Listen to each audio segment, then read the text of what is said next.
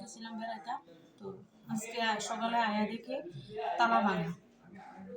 তারপরে ঘরে আয়া দেখি সব জিনিস, আমার স্বর্ণের জিনিস সব লয়ে গেছে। তারপরে ৫০-৬০ হাজার টাকা ছিল, সবটি লয়ে গেছে, কিচ্ছু নাই ঘরের মধ্যে। কি নাম জায়গাটার?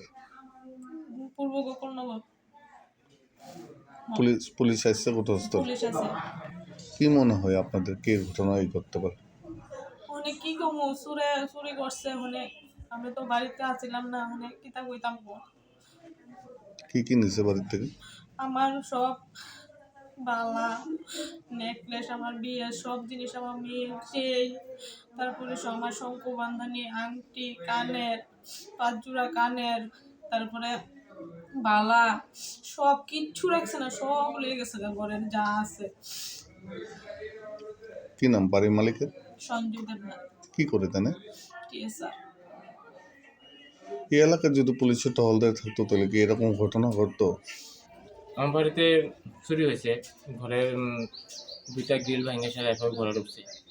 ঘরে যাবতীয় জিনিসপত্র, আসবাবপত্র সব কিছু ফেলে ঘরের সোনা দানা টাকা পয়সা নিয়ে গেছে। আপনারা